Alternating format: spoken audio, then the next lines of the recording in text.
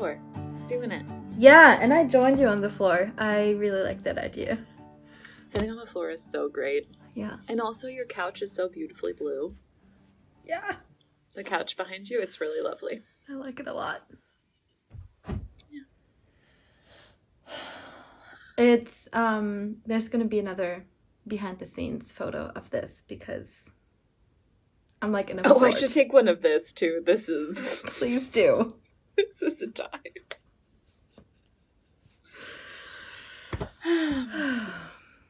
Hello. Hi. How you doing, baby? I'm good. I am enjoying all the flowers sprouting, being so That's beautiful. Right. Spring is coming.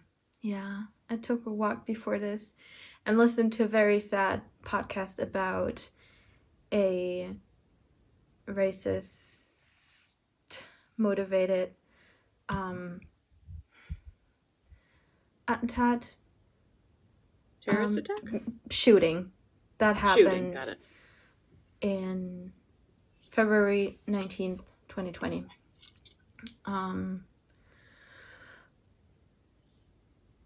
And the beautiful weather and looking at the flowers and the ducks and everything helped me to be able to listen to that, kind of even it out. Yeah.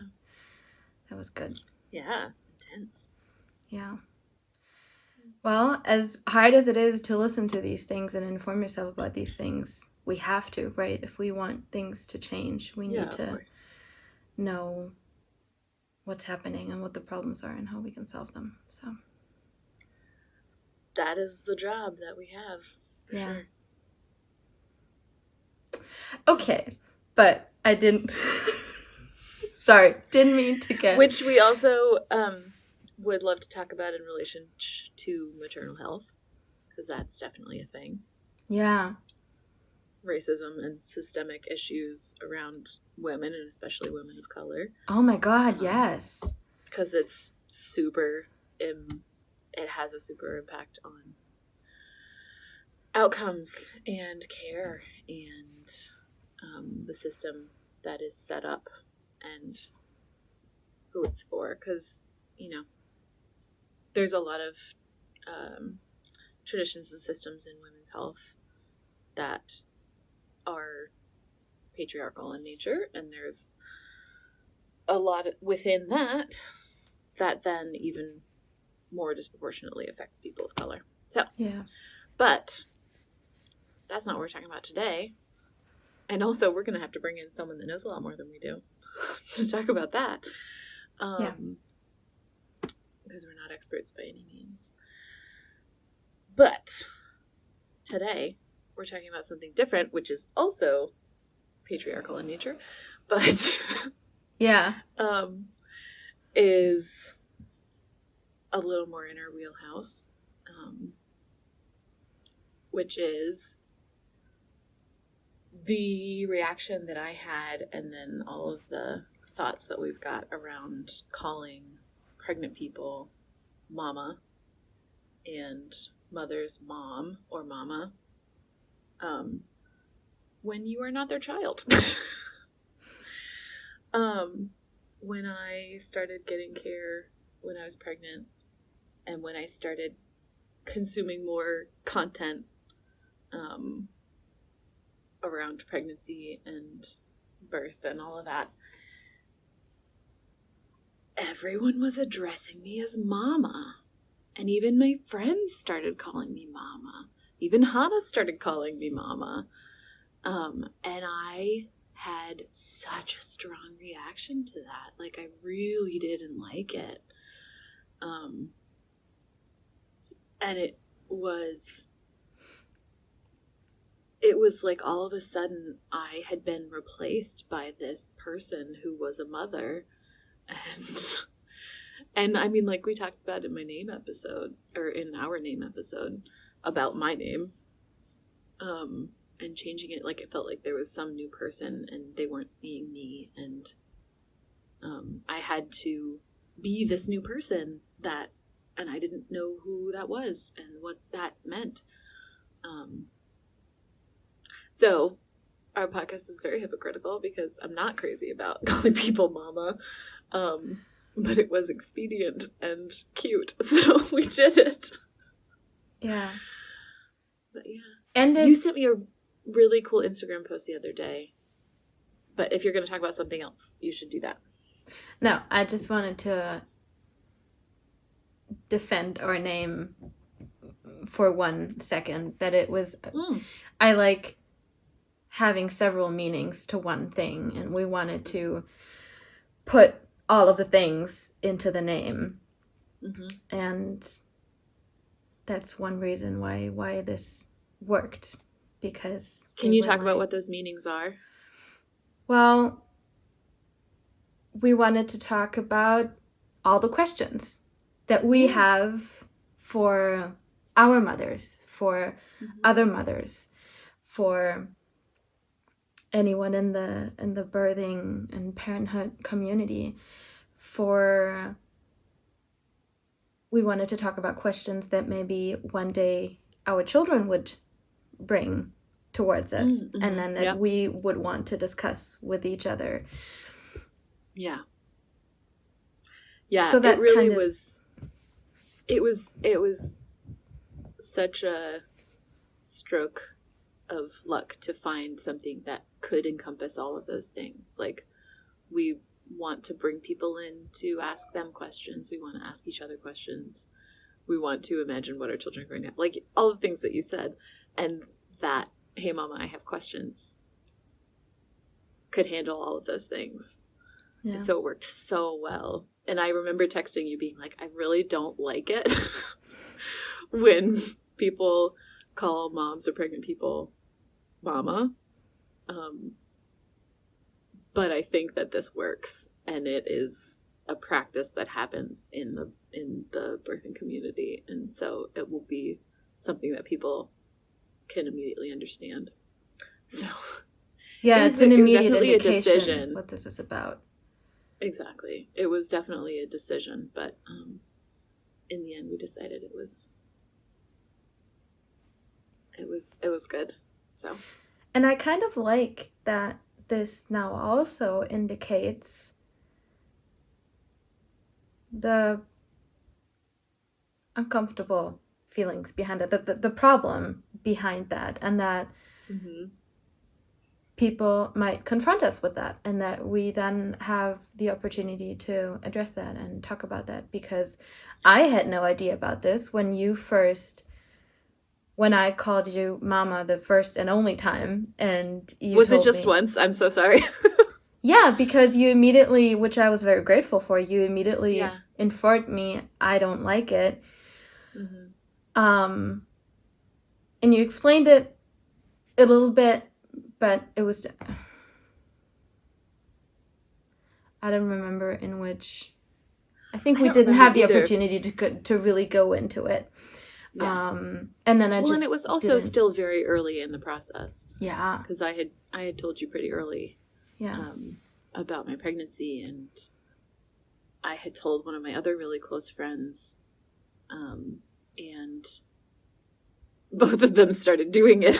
Both of them started calling me mama, and I think my other friend had done it a few times up to that point, and so I had the opportunity to feel icky about it, but I didn't quite know why, and so I think I just asked you to stop, and I asked you not to call me that, and I asked her to stop because she had been doing it more often. So yeah, for me in that moment, the explanation you gave was just that you were overwhelmed with this whole situation, and oh yeah, and I knew about the identity thing from your last name before, so that all made sense to me, and that was it, and I then didn't question it anymore, or didn't think about it anymore. So when you brought this up, it was still new to me. I had no idea. Yeah. So I'm really glad we're doing this. It was definitely surprising. And it does so many things. And there's Should I read the post? Yeah. Hold on. And it was from Refuge Midwifery. Yes. Which is a midwife practice in California, I think. Should I check? We can link them. Since we're going to quote them. Philly, South Jersey, Pennsylvania. Oh, never mind. So I saw this post the other day, and I really liked. It made me understand a lot of things that I hadn't before, mm-hmm. And it reminded me of us wanting to do this episode, so I sent it to Megan. So I'm just going to read it out. Our culture prioritizes the future baby over the pregnant person who's growing that human. When you're seen as a vessel rather than a fully formed adult experiencing pregnancy, it creates permission to police your pregnant body. If your body doesn't meet all appropriate cultural norms for what a good parent or a good mother, those two had air quotes, should be thin, financially stable, able-bodied, white, straight, married, your existence is transgressive and you're potentially bad for the baby. This loss of personhood happens on the street when someone tells you that your pregnant belly is too big or small. It also happens when you're called, quote-unquote, mom instead of your name by your doula, teacher, doctor, or midwife, and when healthcare providers tell you they know what's better for your baby than you do. The misogynist belief dehumanizing pregnant bodies comes from the same patriarchal root that declares that trans bodies don't have a right to exist. When cis women in the birth world exclude and denounce trans pregnancy, they fail to recognize that all birthing people share a common enemy. This division upholds the systems of oppression that we should be overthrowing together. Yeah. So what did you connect with most in that post?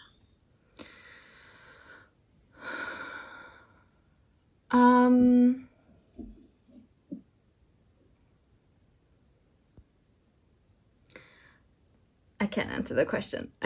Sorry, I need to go through I just wanted bit by bit. Yeah. No, I really resonated there were several things. with. Yeah, I really resonated with the dehumanizing aspect of your care providers and your birthing team calling you mom and calling you mama, because it does feel like it takes you, Megan, or you, Hannah, out of the equation, and it's just like this mom person. And again, I don't know who that person is. Turns out it's just me. But it creates the expectation. It creates a weird distance between you and your care provider and your individuality and your individual needs. I don't love the enemy language in that post. Yeah. Because not because it's necessarily untrue, but because the way that these different forms of oppression, especially on me, right? I'm a white woman who is married, and so my able-bodied, and I'm able-bodied, cis. and I'm cis, and I'm not super fat. I'm not very overweight, and so my pregnancy isn't that transgressive. So my space was safer than it could have been, and so it didn't feel like I had an enemy. But that's because it's subtler than that, right? We're not in battle with swords and armor, right? We are all living and trying to move within and against this disembodied thing that impacts every single interaction that we have with ourselves and with other people. And the way that I think about it and the way that I like to talk about it and want to encourage other people to talk about it is, well, yeah, we are all working together to combat the system. And I guess an enemy using the word enemy makes it feel like a person. It makes it feel like your doctor is the enemy. Your doctor is not the enemy. Your midwife is not the enemy. The person calling you mama is not the enemy. There is no person that's the enemy. And I think that's what gets me about that language, because there's not,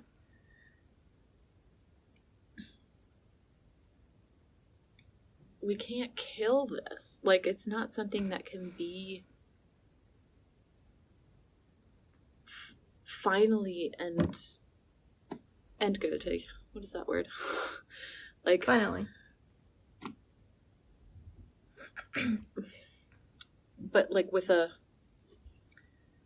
and completely defeated. It needs to be dismantled. It needs to be, I don't know that I'm making sense, but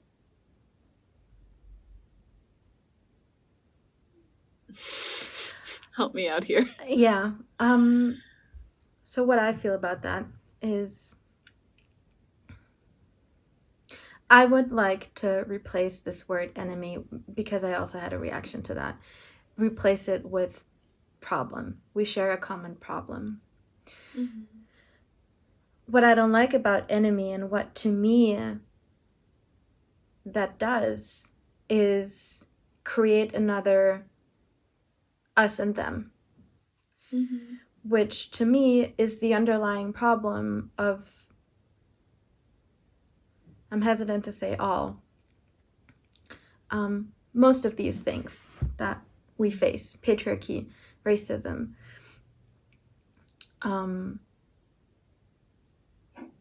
discrimination of any group, mm-hmm.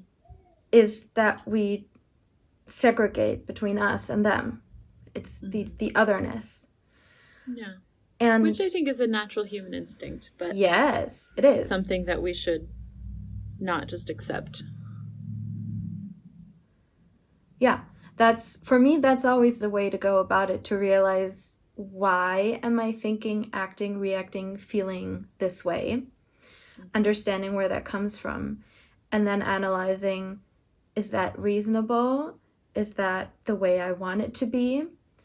And if not, how do I go about changing that? Yeah. And yes, it is a very natural way to construct your world, mm-hmm. and go about things, because that's what we needed to do to survive. Yeah. That's how the human brain works. Today, we live in a very different world. Yeah. And we don't need that anymore.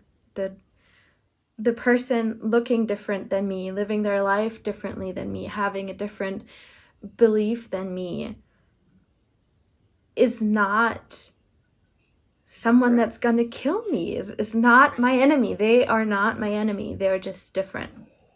Mm-hmm. We don't need to make these different. So we don't need to differentiate anymore. I will say again, this is from another time. Yeah. And I think I just want to jump in again and say, we are speaking from a position of privilege. Right now, neither you nor I needs to fear for our life 99 to 99.9% of the time. We are women. So, like, there's that. But I think there are people in the world living where someone who looks differently than them and has power over that. I mean, we lived through 2020. Someone who looks different from you and has power over you might be a threat to your life. But most of that comes because those people are afraid.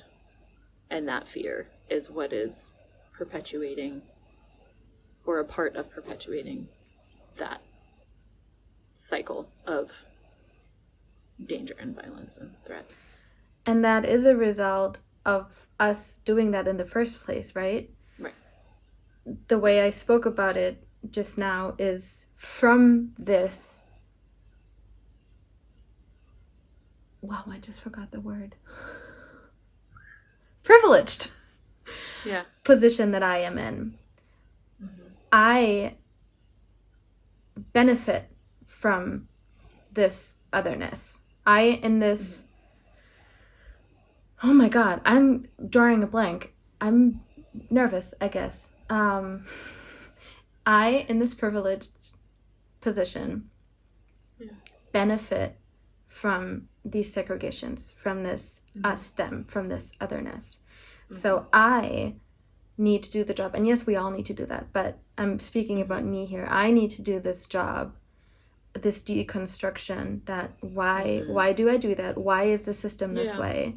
And how do I go about changing this? And when that happens, then what you just said doesn't need to happen anymore. No one needs to fear for their life because the objective is gone. Situation where that is necessary is no longer a part of our modern society. Yeah. So, going back, I think that was very well said. Where I started, that's why I didn't like the energy around this last part of it, and especially the word enemy, because to me that just perpetuates another form again of, or maybe even an enforcement of this separation, of this otherness, when the goal really is, and I believe that's what I understood in the rest of this, the goal is to realize and treat us all as one and equal. And valid. And competent. Worthy. And I loved the sentiment of that post, and I'm so glad that you sent it to me, because it really shined a light for me on a wider perspective of why that bothered me, right? And why. Because all I knew was that I was reacting to it at the beginning, and then I sort of assigned this identity thing to it, where I felt like I wasn't Megan anymore, I was Mama. And I know all of the history of stories around people feeling like they lost themselves in being a mother, and they lost themselves in taking care of their children, and their children became their world. And it's obviously super easy to do that. Children take a lot of time and a lot of energy, and like physically I'm feeding him from my body, and physically he came from my body, and like my body is different. I am a different form of me now. Physically, right? Like we were talking before we started about how my boobs are getting saggy from all the like filling and emptying. And my stomach is different, and my genitals are different, and like, but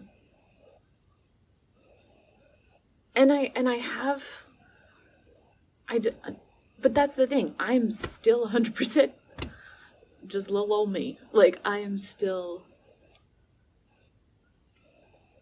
that there are people who talk about feeling like a totally different person, but I just don't. Like, I feel like me, just with a baby, which is, I think, a good thing for me, because of how I have felt about my identity changing before, or the way people perceiving me and that changing. That was a really good sentence. But it really brought my attention to the idea that there's more going on when that happens. It's well, like they said, it centers the baby at the expense of the pregnant person. Yeah. What that does is moves my experience out of the way as an individual, and my experience as a mother is the only thing that matters.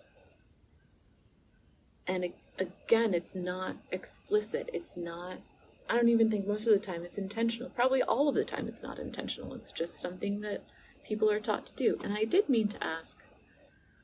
There's a person in my life that's a doula, and I wanted to ask if there was something explicit in their training, and maybe someone listening can tell us, that teaches them to do that. And I would love to know what the reasoning behind that is.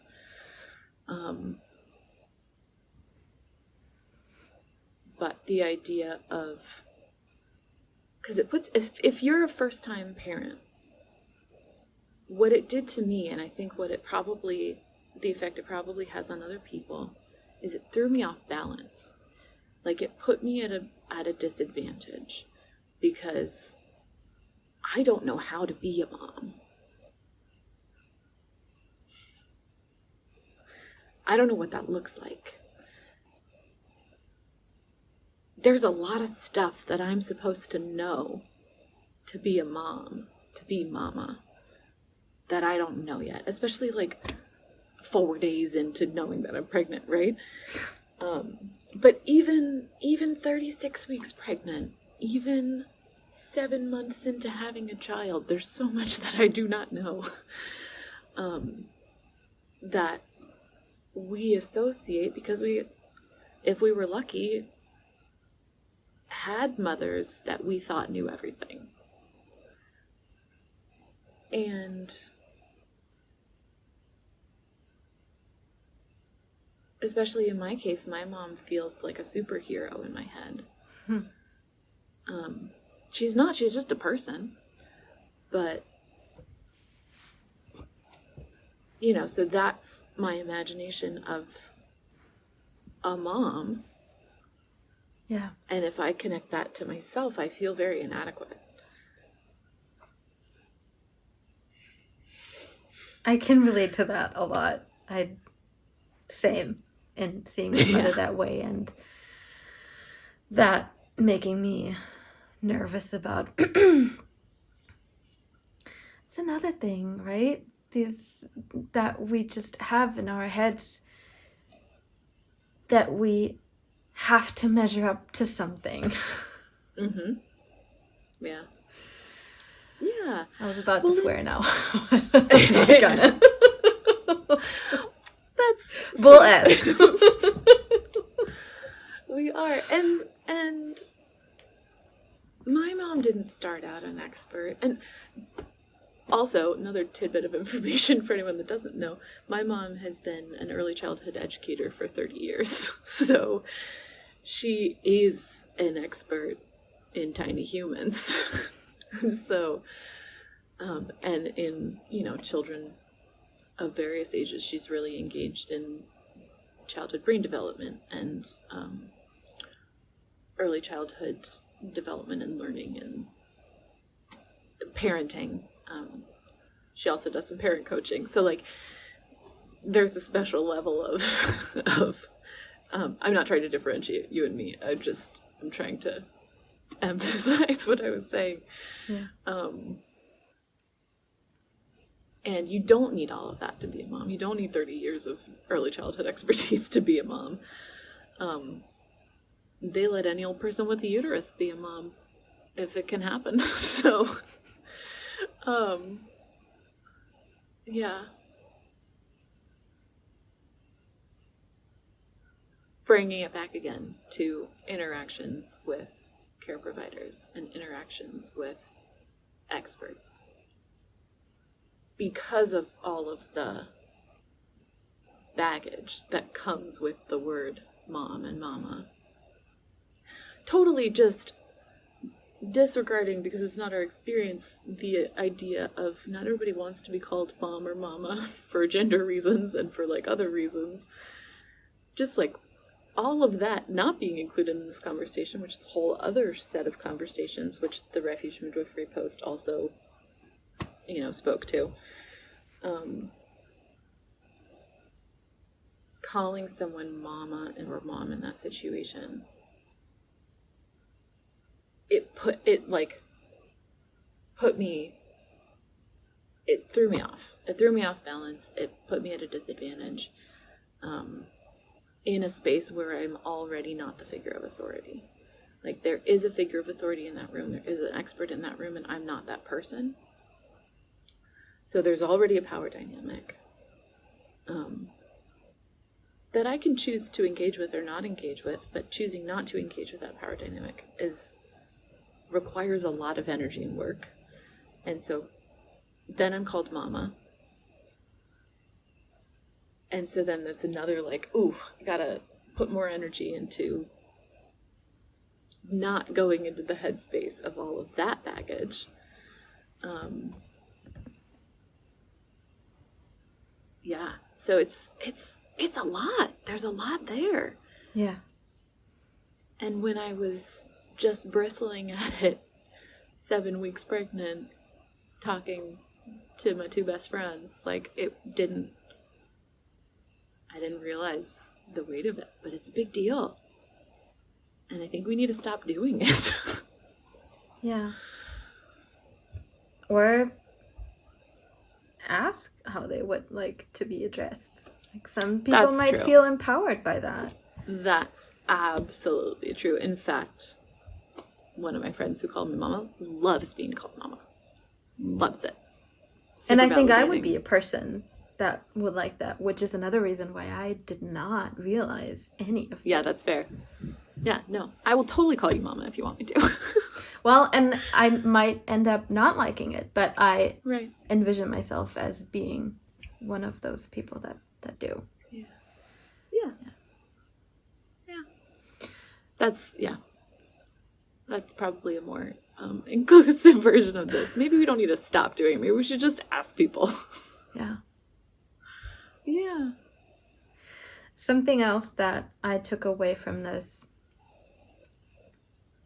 which is why I liked it so much, because there was so much in there for me. There's a lot in there. We're not going to get to all of it. But no. Was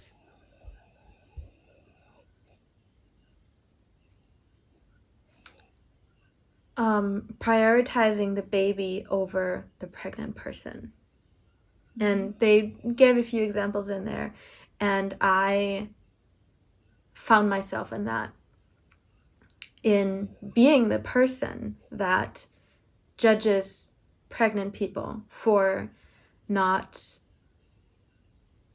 following a certain rule or doing other certain things that I thought would be harmful to the baby. And, just from the moment they're pregnant, me just seeing the baby and the well-being of that baby and not completely, but prioritizing on that and forgetting about the pregnant person. And yeah, I like that brought awareness to that for me, and reminding myself to check myself in that. Yeah, definitely. It's heavy, that feeling. And I definitely felt it a lot at the OB practice that I was at, mainly in the form of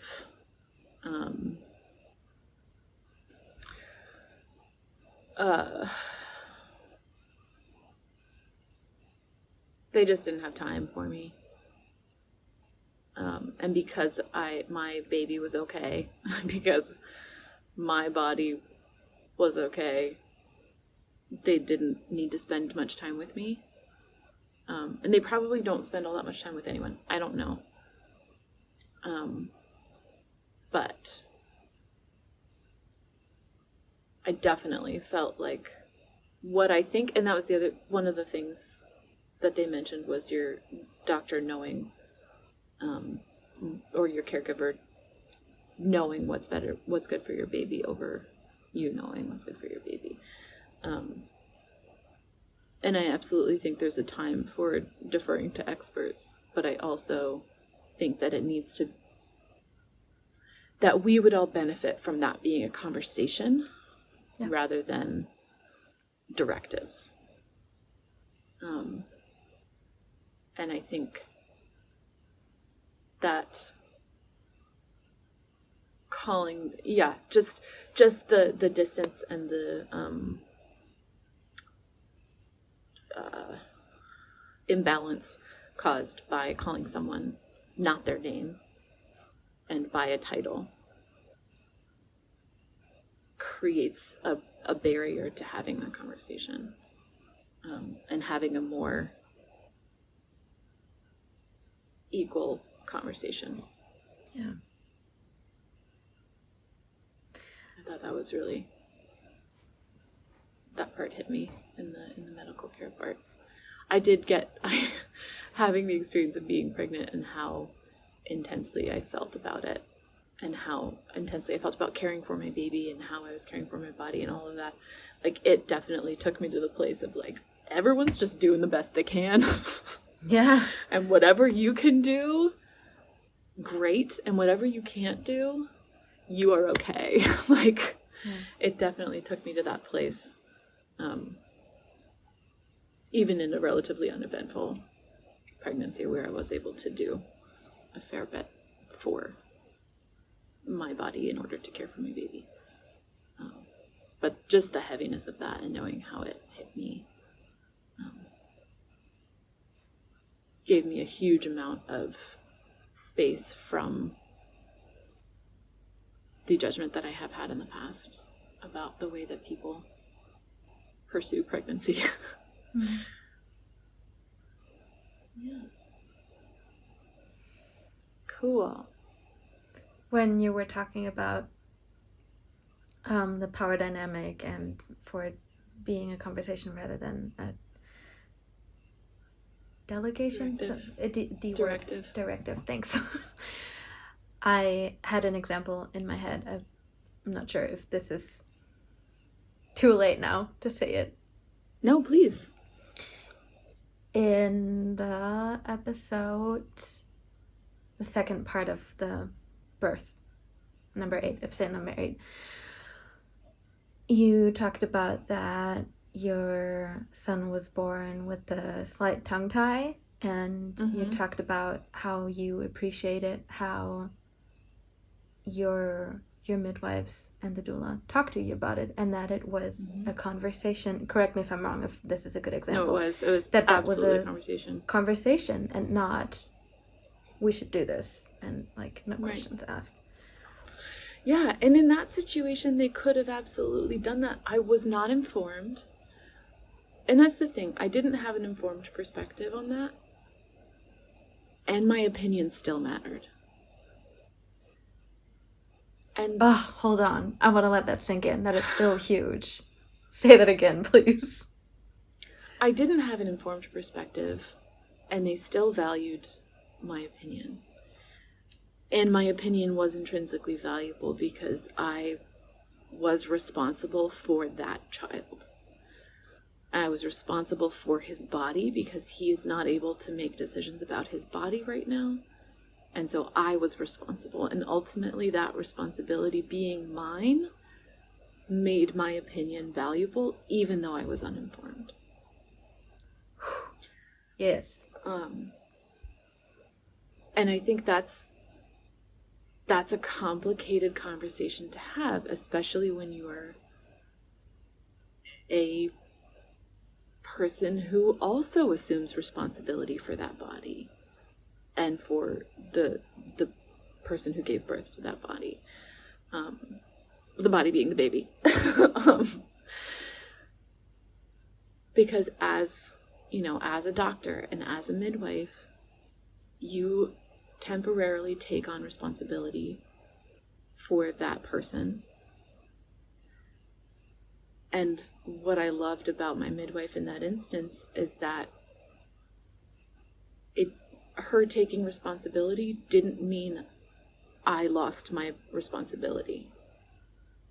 And I think that is a balance that's hard to strike for anyone in any situation, any similar situation, but especially in a hospital setting where that doctor has been trained to make decisions about other people's bodies,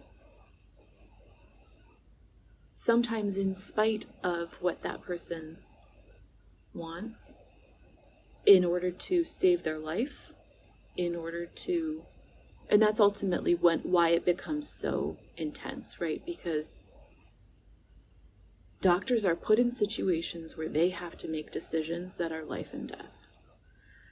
And that includes OBs, that includes gynecologists,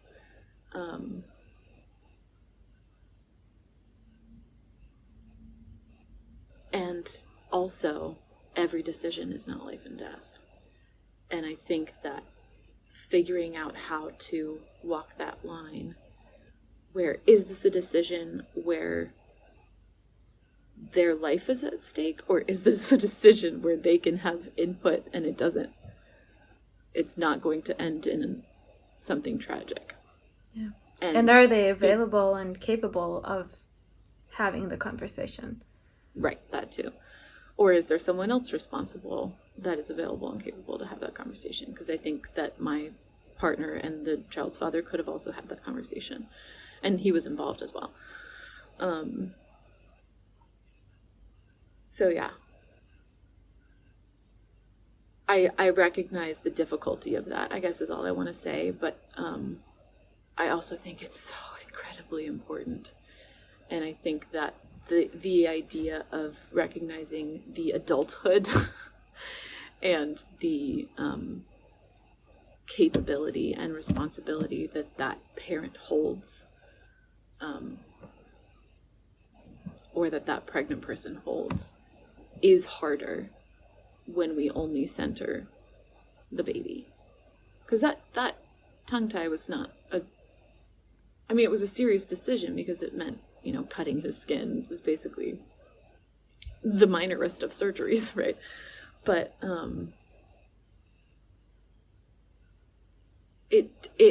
there are a lot of complications that can come from tongue ties when you're planning to breastfeed, or I think probably even if you're not planning to breastfeed. I don't know how bottle nipples interact with tongue or lip ties. And it can mean slower nourishment. It can mean it can have a lot of implications, right? It doesn't necessarily have to. Sometimes babies nurse with tongue ties and they're just fine, I'm sure. So it wasn't a minor decision, but it was also a decision that I could absolutely have an uninformed opinion on, and that could still be valuable. Yeah. So I'm sort of getting into circles, I think, but yeah. I'm glad I did bring it up because I loved what you said. Thank you. I'm glad. I felt like I sort of tottered off at the end there. And then you found $5. And then I found $5. No, but I'm glad that you brought that interaction up because I have thought a lot about it. And I do think it's important for medical decisions to be made with the buy-in as much as possible of the people they're being made about or for. And I think that acknowledging the individuality and adulthood of the person impacted or otherwise is central to doing that more easily, making that more possible. Yeah. I'm going to check my recording. Okay, good. Yay! So, is there anything we missed on? Is there anything we want to say? I was about to ask you the same. Ha ha ha. I got it first.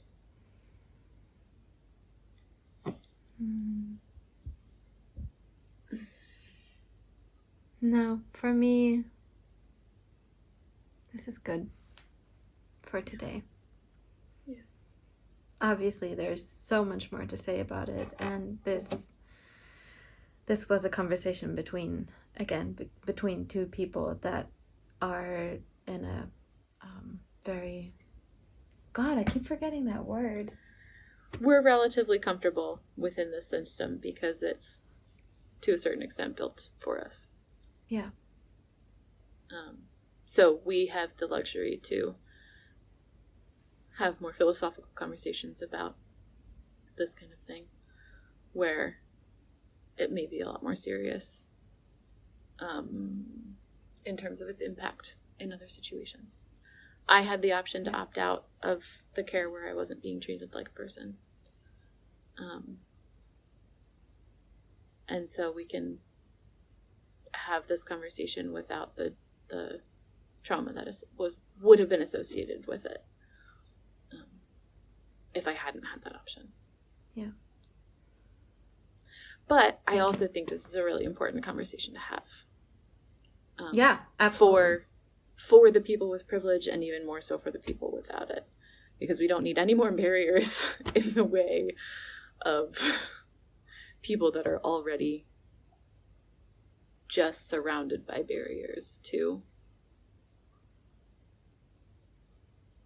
the acknowledgement of their adulthood and personhood and competence and the care that enables them to have. Yeah. Oof. Please let us know your thoughts and feelings and experiences about this if you're willing to share. As always, we're here to open the conversation. And we would like to continue it and learn. Definitely. And if we need to change the name of our podcast, let us know. I really hope we don't. But if all of this is contributing too much, we could consider it. Yeah, I was kind of thinking about it throughout this recording, which might have been a reason why I kept blacking out, because my mind was going in so many different places. Yeah. So let us know if you think that's the case. Let's talk about it. Let's talk about it. This is the whole idea. If we got anything terribly wrong, let us know. If you like what we said, give us some props. I don't know. This is dumb. I'm going to stop now. I'm excited to have been here with you. I love your big blue couch in the background. I love seeing your face. I love talking to your ears. And I'm so glad that you sent me that post. Yeah, me too. I hope we remember, we're gonna share it when this episode goes live, so you guys can reference it. Yeah. Okay. Talk to you next week. Bye.